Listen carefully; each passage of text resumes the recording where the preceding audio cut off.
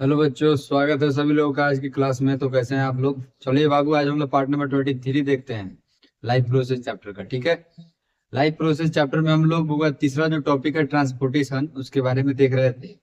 आज ट्रांसपोर्टेशन का तीसरा क्लास है। ठीक है, और ट्रांसपोर्टेशन टॉपिक में आज हम लोग जानेंगे बाबू ट्रांसपोर्टेशन इन ह्यूमन, यानी कि ह्यूमन में जो ट्रांसपोर्टेशन होता है उसमें क्या क्या चीज होता है, कौन कौन सा प्रोसेस होता है, उसके बारे में जानेंगे समझेंगे। तो चलिए क्लास को शुरू करते हैं।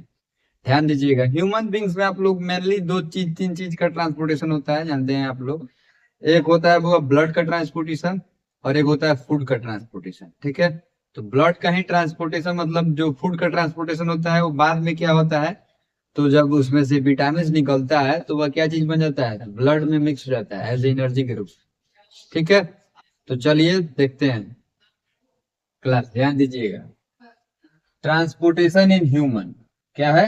ट्रांसपोर्टेशन इन ह्यूमन, पहले का नंबर पॉइंट देखते हैं हम लोग। लिखा हुआ है ब्लड के बारे में। क्या चीज के बारे में लिखा हुआ है? ब्लड, यानी कि रक्त। आप लोग जानते हैं red colour liquid which circulate in our body, main component of it. बोल रहा है कि रेड कलर का रहता है जो आपके शरीर में लिक्विड के फॉर्म में क्या रहता है, प्रेजेंट रहता है। कुछ उसका मेन कंपोनेंट है जो कि निम्न लिखा हुआ है बोर्ड पे, आप लोग देख सकते हैं। सबसे पहले होता है प्लाज्मा, दूसरा होता है आर रेड ब्लड कार्पल्स या सेल्स, जिसको हम लोग शॉर्ट फॉर्म में आरबीसी भी बोलते हैं। तीसरा फॉर्म होता है वो व्हाइट ब्लड सेल या कार्पल्स, जिसको डब्ल्यूबीसी भी बोला जाता है। ठीक है, और चौथा जो इसका कंपोनेंट है क्या है, तो वो प्लेटलेट्स। क्या लिखा हुआ है? प्लेटलेट्स, जो वो ब्लड में प्रेजेंट रहता है। ये सारे चीज वो ब्लड में इस कंपोनेंट है, तत्व है जिससे मिलके ब्लड क्या होता है, बनता है। ठीक है, चलिए, तो इतना चीज आप लोग समझ लिए तो आपको एगो चीज और बता देते हैं। ये प्लाज्मा क्या होता है, ये रेड ब्लड कार्पस क्या होता है, व्हाइट ब्लड कार्पस क्या होता है, प्लेटलेट्स क्या होता है, सारे के बारे में एक एक करके हम लोग जानेंगे। आज हम लोग प्लाज्मा के बारे में देख लेते हैं। प्लाज्मा क्या होता है, ध्यान दीजिएगा प्लाज्मा के बारे में।